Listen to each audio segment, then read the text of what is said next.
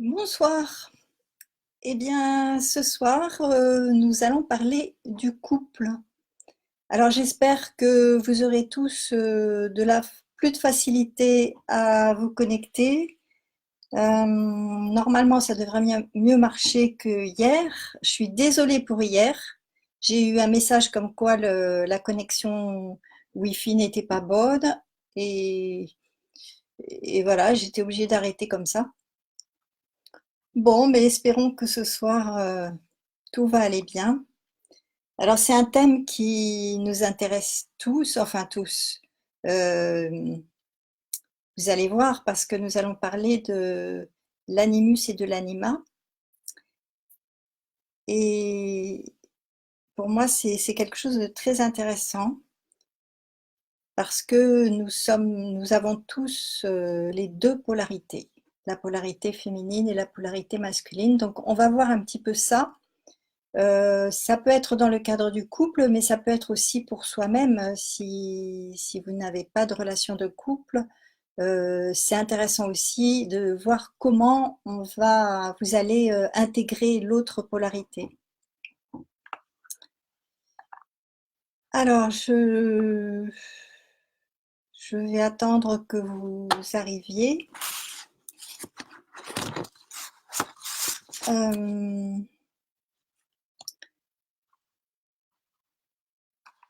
alors, sinon, je vais démarrer et puis vous prendrez en cours.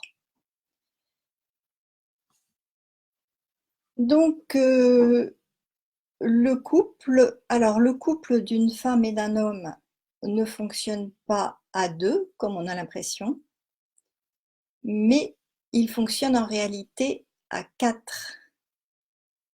La femme et sa féminité, l'homme et sa masculinité, l'animus de la femme et l'anima de l'homme. Donc, on est quatre dans un couple. Bonsoir Marie-Muriel, je vois que tu as réussi à te connecter, c'est super. Alors, nous portons chacun un pôle féminin et un pôle masculin. Le pôle masculin de la femme s'appelle l'animus et ce pôle n'est pas incarné puisque nous avons un corps de femme. Le pôle féminin de l'homme s'appelle l'anima et il est également non incarné. Alors, ces deux énergies, l'animus et l'anima, n'ont pas de support biologique. Et cela explique l'énergie intense de ces instances qui en fait ont une valeur d'absolu et donc qui nous dépassent. Parce que si je suis une femme dans un corps de femme, ma féminité, elle est dans la relativité. Elle est incarnée, elle est relative. Tandis que mon énergie masculine, elle est dans l'absolu. Elle a quelque chose de beaucoup... elle a du mal à se relativiser. Alors, donc, ces énergies ont besoin d'être transmutées. Alors, ce qu'il faut comprendre aussi, c'est que la fonction de l'énergie féminine, c'est fondamentalement, symboliquement, si vous voulez, de réunir, de relier, de mettre en relation. C'est une énergie fondamentalement réceptive. Alors que la fonction de l'énergie masculine, elle est fondamentalement de différencier, de distinguer et de séparer. C'est une énergie active. Alors, parlons d'abord de l'animus de la femme. La part masculine de la femme se manifeste toujours, pratiquement, de façon négative au départ de la vie. Alors, elle va se traduire par la façon de penser.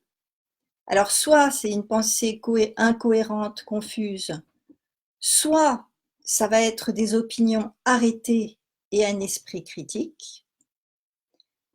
Et l'animus va aussi se manifester par notre façon d'agir et de réagir. Alors, ça sera soit par de la passivité, soit par une agressivité qui sera destructrice ou même castratrice. Donc, en tant que femmes, nous avons un travail sur nous-mêmes à faire. Il est nécessaire de manière à construire une pensée qui soit constructive et cohérente et pour agir de façon juste et efficace, sans agressivité. Alors, parlons maintenant de l'anima de l'homme. La part féminine de l'homme se manifeste elle aussi de façon négative.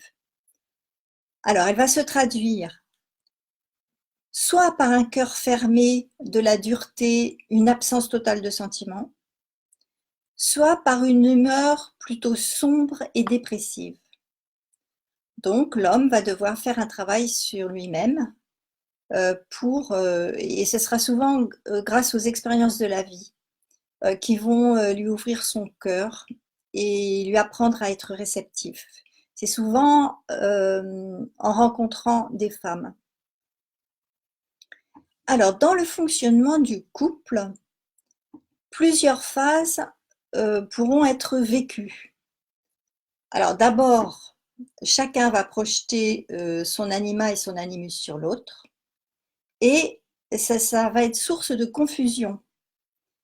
Chacun va vivre dans une forme de confusion puisqu'il va projeter, la femme va projeter son animus sur l'homme. Si elle ne trouve pas ce qu'elle attend, ça va pas aller.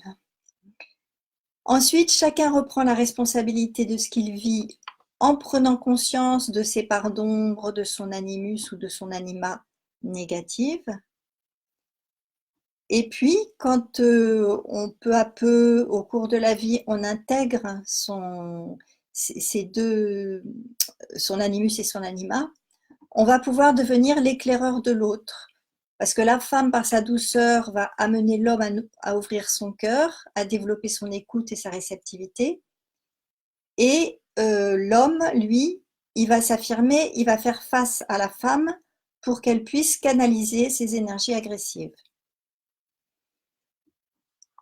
Alors, en ayant intégré et positivé les énergies de l'animus et de l'anima, eh bien, la femme va naturellement développer sa féminité et l'homme va naturellement développer sa masculinité.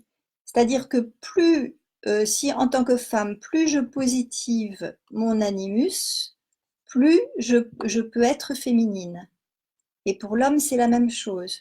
Plus un homme va intégrer son anima, son énergie féminine, plus il va pouvoir être un vrai homme. Je dis vrai, un homme mature, etc., quoi, riche.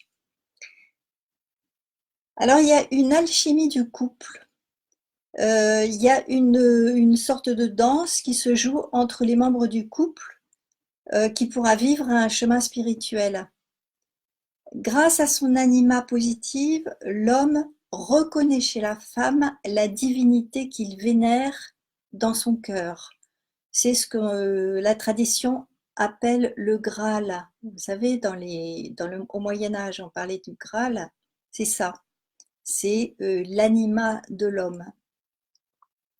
Et grâce à son animus positif, la femme reconnaît chez l'homme le Dieu de lumière dont elle a toujours rêvé. Et c'est ce qu'on appelle aussi le prince charmant dans les contes. Il y a quelque chose de l'ordre du divin, justement, dans l'animus et l'anima. Alors, quelles sont les conditions pour réaliser ce parcours du couple?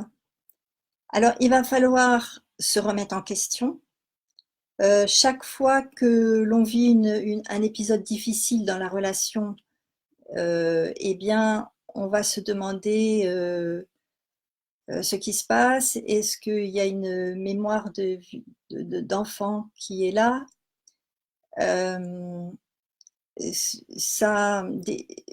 Des difficultés de relation renvoient toujours aussi à des mémoires. Ensuite, il sera possible de prendre conscience de la projection qu'on a tendance à faire sur l'autre et de nettoyer nos mémoires de souffrance en s'occupant de l'énergie enfant qui est en nous. Et puis, bon, bien sûr, on peut utiliser des outils comme la méditation, l'EFT, la cohérence cardiaque, Ho'oponopono, etc. Et puis, on pourra aussi reprendre le dialogue pour parler de ce qui s'est passé s'il y a quelque chose qui a été difficile. Alors, c'est comme ça que une vie de couple, elle peut être une voie spirituelle, car l'animus et l'anima ouvrent les portes de l'esprit et de l'être. Voilà, c'est peut-être un peu complexe ou je ne sais pas si vous connaissiez tout ça, mais c'est vraiment important. C'est un travail de Jung, Carl Gustav Jung. C'est lui qui a parlé de animus et anima. Alors, ben, je vous dis bonsoir maintenant. Bonsoir Sabine, Agnès et Bab, Sarah. Bonsoir. Alors, Agnès dit, peux-tu expliciter projection anima-animus par un exemple? Alors, si je projette mon animus, c'est-à-dire que mon animus, je vais le vivre comme un homme idéal.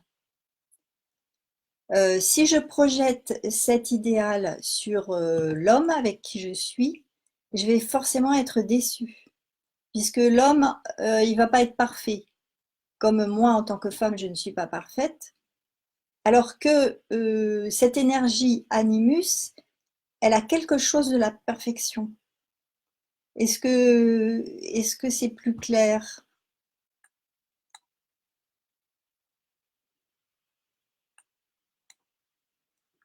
Ce qui est surtout important, c'est ce travail de prendre conscience si je suis une femme, de mon animus qui va, des côtés négatifs de l'animus, qui sont l'esprit critique, l'agressivité. C'est pour ça on dit dans les bureaux, l'ambiance chez les femmes, c'est horrible parce que elles se critiquent, etc. C'est l'animus qui fait ça.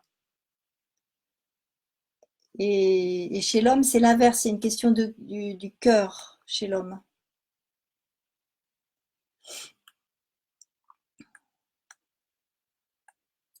Alors, peut-être vous pouvez avoir des questions, allez-y. Et sinon, vous pouvez commencer à proposer des cartes majeures.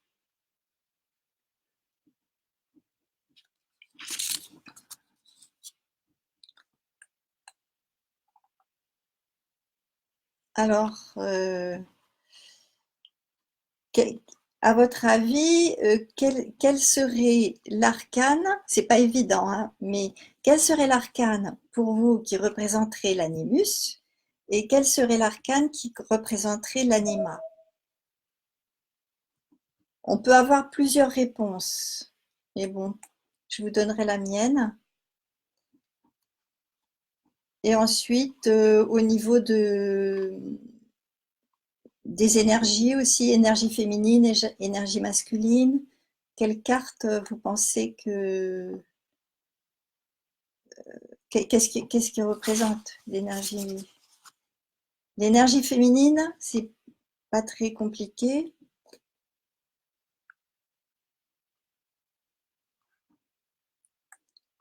Alors, Sabine, le pape et la papesse, couple accompli. Alors, pour moi, oui, la papesse, c'est une femme féminine, réceptive, hein. Là, voilà. Donc, la papesse, c'est le féminin. Elle est dans le féminin. Elle exprime le féminin. Bon, il y en a d'autres, hein. Et le pape, lui, il représente un homme plutôt féminin, plutôt réceptif. C'est un homme anima, c'est-à-dire un homme qui est très à l'écoute, qui a le cœur ouvert, qui est dans la douceur, etc. Donc en fait, ce couple pape et papesse, ils sont dans l'énergie féminine.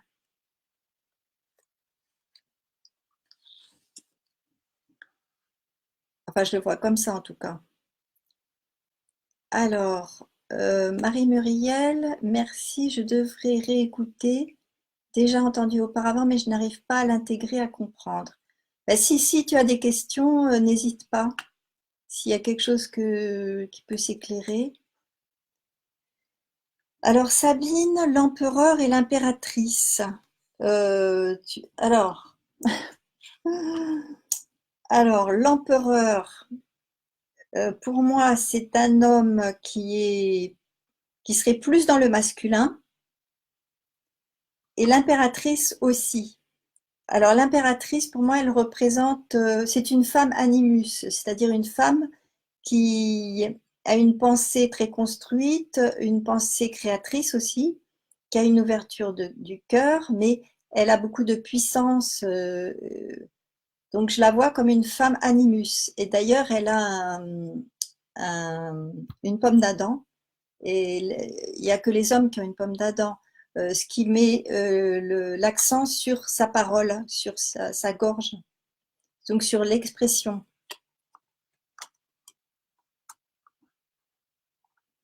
Alors, Agnès, l'impératrice animus de la femme. Je dirais pas l'animus de la femme, je dirais une femme animus.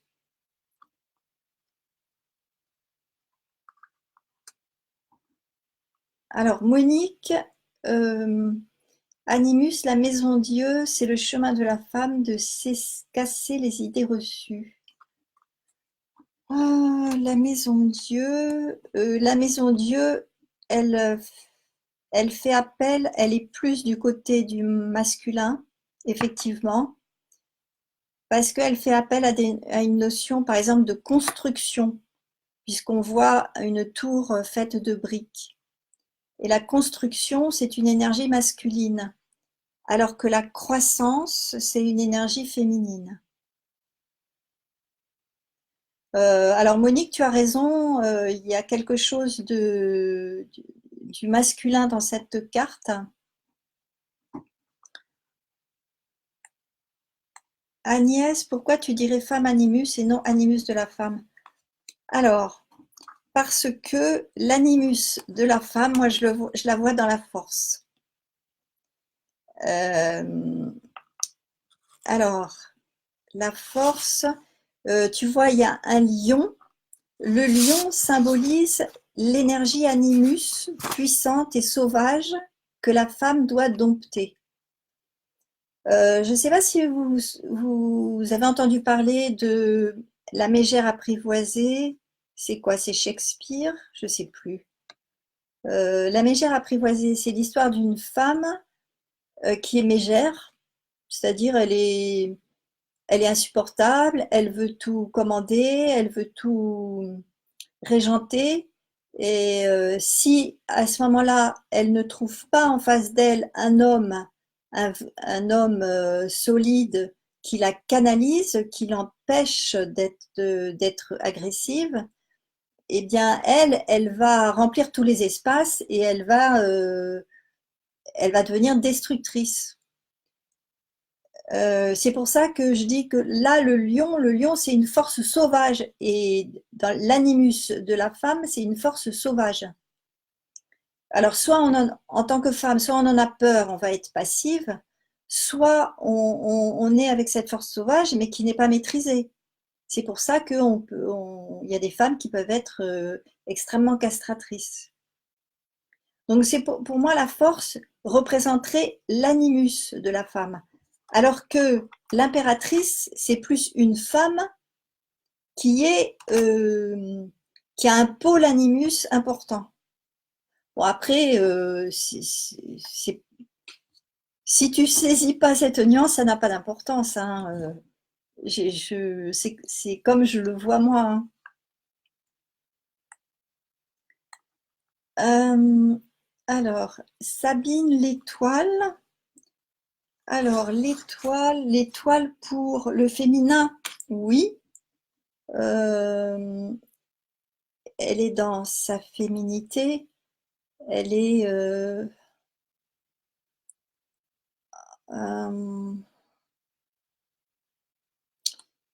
oui.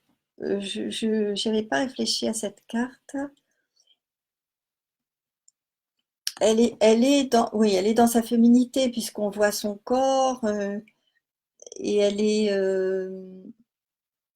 à la fois active et en même temps, c'est comme si c'est pas, c'est comme si c'était pas elle qui agit puisque elle verse de l'eau. Donc donc à ce moment-là, elle est active. C'est une femme qui a intégré, on va dire, c'est une femme qui a intégré son animus complètement. Elle est à la fois active et réceptive. Voilà ce que je dirais de l'étoile.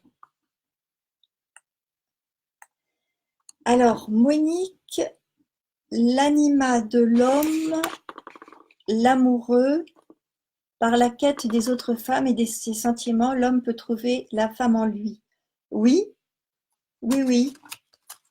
Euh, L'amoureux, on est dans des énergies féminines qui sont celles du désir. Il fait un couple avec la femme qui est à sa gauche, c'est-à-dire que vous la voyez à droite, la femme qui a une petite couronne, qui a un manteau bleu, et il est en relation avec une femme spirituelle qui est sur sa droite et qui l'encourage à être adulte, à ne pas se laisser emporter par ses sentiments, enfin à laisser déborder par son désir amoureux, on va dire. Oui, donc là, on est dans des énergies féminines, effectivement.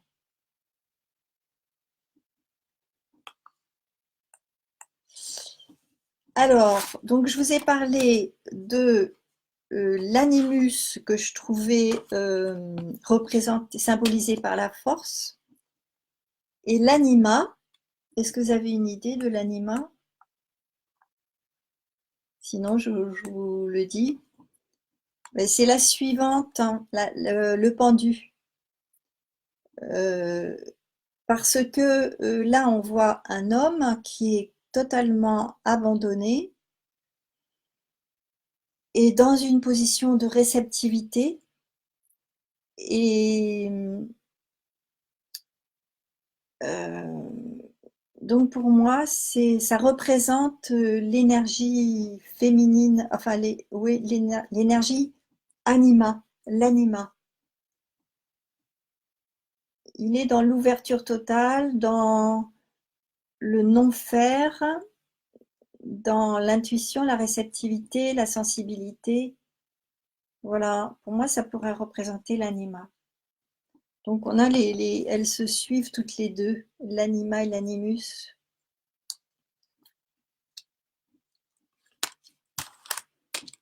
Alors, on a vu l'amoureux. Qu'est-ce que vous voyez encore?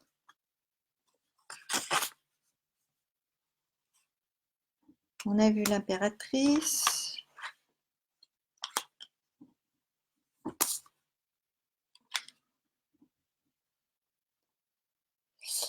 Alors, il y a beaucoup d'énergie féminine dans, où est-ce qu'elle est?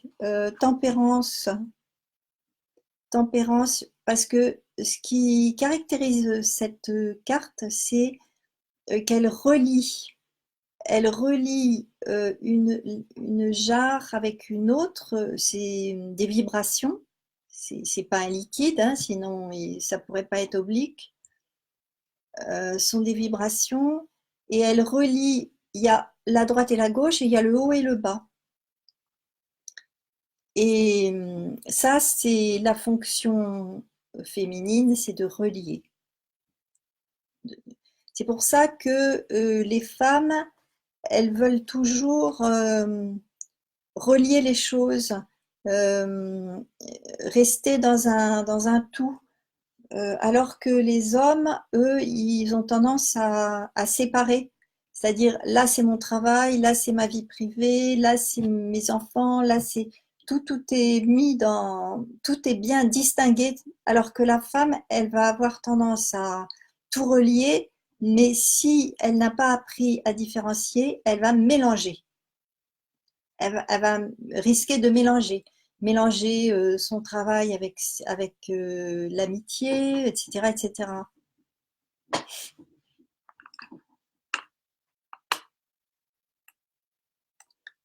Alors Agnès, l'ermite. Oui, l'ermite, il est dans une énergie féminine. On le voit puisque avec toutes ces rondeurs avec lesquelles il est dessiné, on sent qu'il est attentif à l'instant.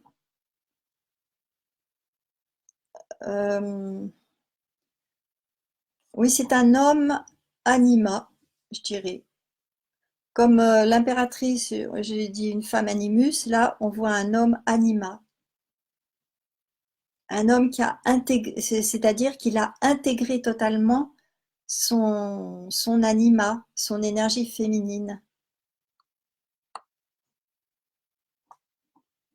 Donc il peut être un guide, il est à l'écoute, il est réceptif.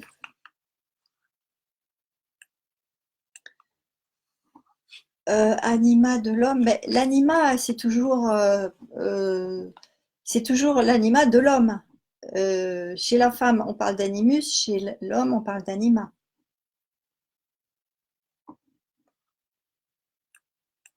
Et ces termes animus anima décrivent cette énergie qui n'est pas incarnée. C'est ça qu'il faut comprendre. Donc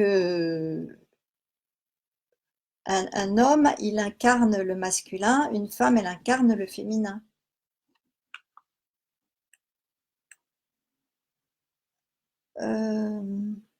Tu dis non, l'homme anima, ermite, l'homme anima.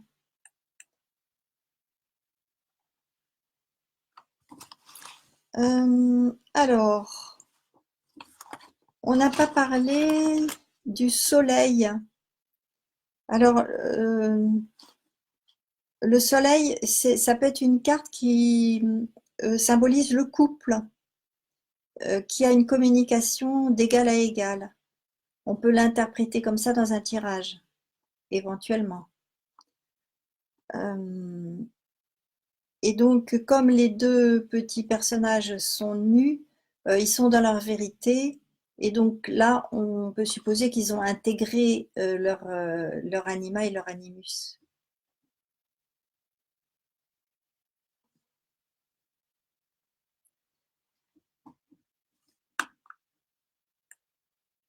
Alors, Sabine, la justice, elle coupe et équilibre. Alors, la justice. La justice, elle est dans la rigueur qui est une énergie plutôt masculine.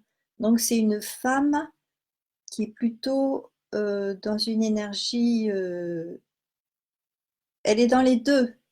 Elle est dans le féminin et le masculin. D'ailleurs, vous voyez qu'elle a une balance avec deux plateaux. Et il pourrait y avoir un plateau qui représente le féminin et un plateau qui représente le masculin. Par ailleurs, vous voyez que sur son côté gauche, son manteau déborde de la carte. Tout déborde. Et ce qui veut dire que son côté gauche, ben, c'est le côté du cœur, c'est le côté féminin. Et ça équilibre le fait que il y a de la rigueur chez elle. La justice, la justesse, son fauteuil qui a deux colonnes, euh, on sent très bien cette énergie de rigueur. Mais elle a aussi son côté féminin. Elle n'est pas que, elle est pas que dans la rigueur. Alors elle coupe pas forcément. Son épée, c'est comme une sorte de protection où elle protège la vérité, on pourrait dire la vérité de ce qu'elle pense, ce qu'elle dit.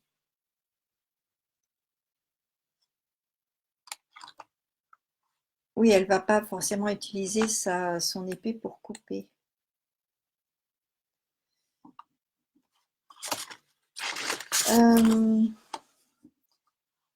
Est-ce que c'est assez clair, ces notions de animus et anima?